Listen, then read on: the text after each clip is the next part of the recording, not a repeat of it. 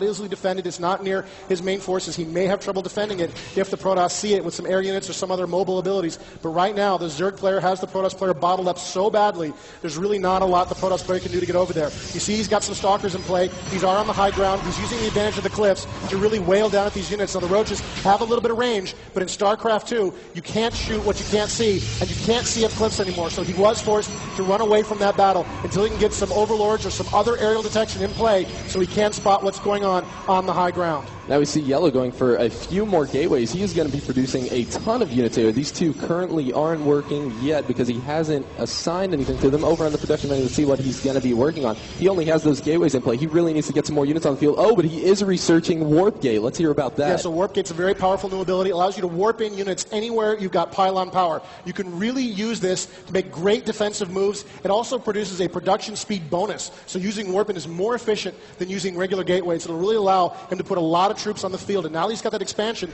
he will have the resources to make use of those warp gates and really start spawning a large number of Protoss troops. Now, but we're not sure if it's going to be able to keep up with the production of the Zerg with all of the bases that he currently has. Wow, the Zerglings just took out that probe, no problem. Now Yellow has no idea what's going on in Sanki's base. He is unable to scout the rest of the map because Sanki's just able to keep him holed in. Yeah, absolutely. So it looks like the Zerg continue the containment strategy, and this is looking really rough for the Protoss player. He's definitely doing pretty well. He's got a large force on the battlefield. He's got some expansions, but he really needs to push out there if he wants to hope to win this battle. You can see how bottled up he is, how trapped he is. Meanwhile, the Zerg have expanded not once but twice, and they're continuing to own the middle of the map, killing every scout that comes out, trying to see what's going on, because he just can't get out to see what's happening.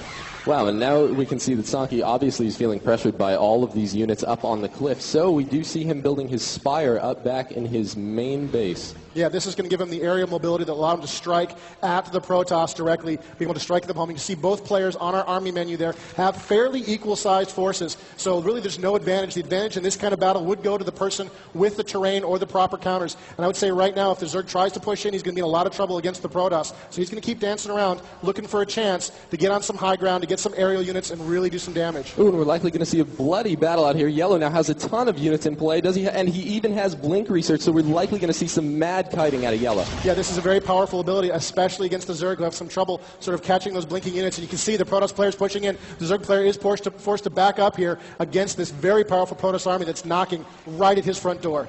So right now, Yellow's just trying to contain Sanki because he's obviously just been owning the center of the map. Wow, and here we have an Overlord getting taken out by Yellow, so we don't see any more base. And now, Sanki did see that Overlord getting attacked by all the Stalkers, so as soon as that army went away, he was going to try to flank him, but likely Yellow just turned right around. There we have the Archons. Here comes the real danger for the Zerg. The Archons are in play. Neither player's going to gain the advantage, but this looks really bad for the Zerg. Those Archons are going to do terrible, terrible damage to those Zerglings, and it looks like the Zerg knows that he's trying to get away from the fight. Oh, there's the blink, trying to catch up with the Zerg, doing some additional damage. The Archons are leading the charge into the Zerg base. Well, those Archons are going to prove to be great meat shields. We have them focusing down those Roaches, looking like Yellow does know how fast they can regenerate. But you see those Stalkers laying down a ton of damage. Those Zerglings are trying to get in there, but they just can't. They're stuck behind all the Roaches. Do you see a couple Mutalisks in play? Are they going to be able to turn the tide?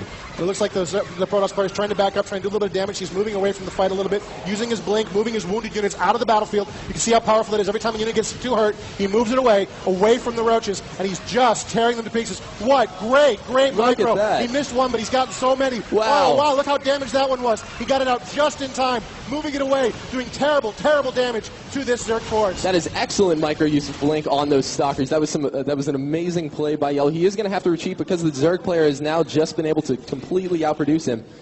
That was what a great move by the Protoss player. He really got a lot of damage out of that battle. He really did a lot more than anybody thought he could have done. And you can see he's still feeling pretty frisky about it. He thinks he's still got the advantage, and he's going to move in. Oh, what a surprise thing. Went in and took out that Queen in one volley. All gone Queen. And now he's sort of picking away at the Zerg, tearing away at their Zerglings, and he continues to pressure in to this very, very under siege Zerg base.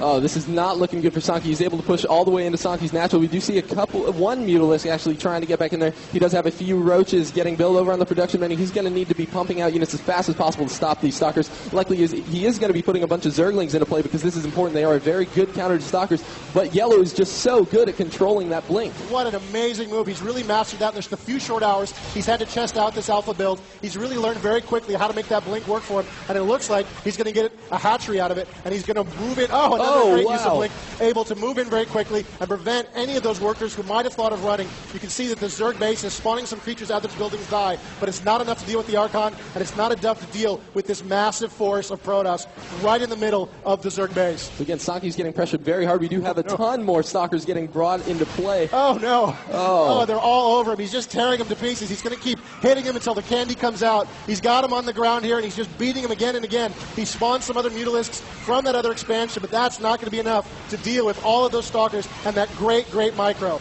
Wow, and now in terms of units, we can see up there that Sanki's army is vastly inferior to Yellow's, having only 11 Zerglings on the battlefield versus 25 Stalkers. Yeah, I don't really see what the Zerg player can do at this point. He's really got his back to the wall. He's really just getting torn to pieces. It's really, really a bold for the Zerg player to hang in the game this long. He must be hoping these other expansions will be able to keep him in the game somehow, but it looks really, really bad.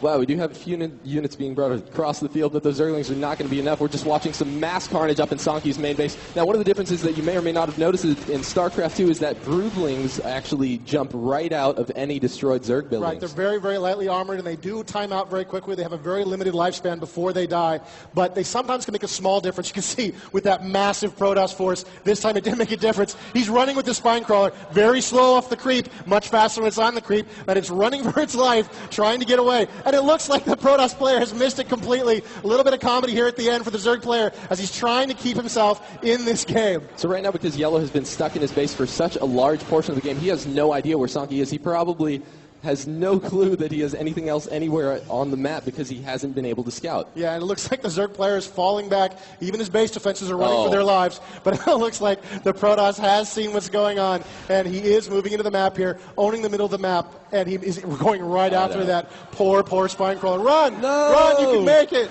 Oh, he couldn't make it. And down goes the Spine Crawler. It does only have 100 HP when it's brought out of the ground to move around, which makes sense. And now we have a ton of Stalkers getting moved over. It's looking like the Zerglings led that Protoss army directly into Sanki's later expansion. Yeah, what a brave, brave battle the Zerg have given us today. Really struggling against all possible odds, but you can see they're just being overwhelmed by this incredibly mobile, incredibly versatile Stalker force used by such a strong player who can make great use of them. Oh, here comes some Banelings. Oh, that's not a great unit against the Stalkers. It's really much more powerful against Zerglings, and there's the GG. Wow, what a good game between those two players. You could really see how Yellow's microing StarCraft 2 skills absolutely carried over.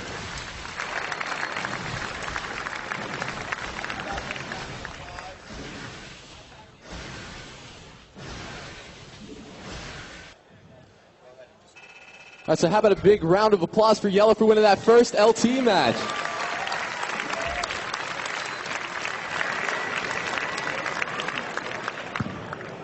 So Yellow picks up the first matchup. We're going to have Rob go ahead and create the second map. And what is that map going to be? We're going to be playing on New Antioch. All right. Anything in particular you guys want to say about this map before we actually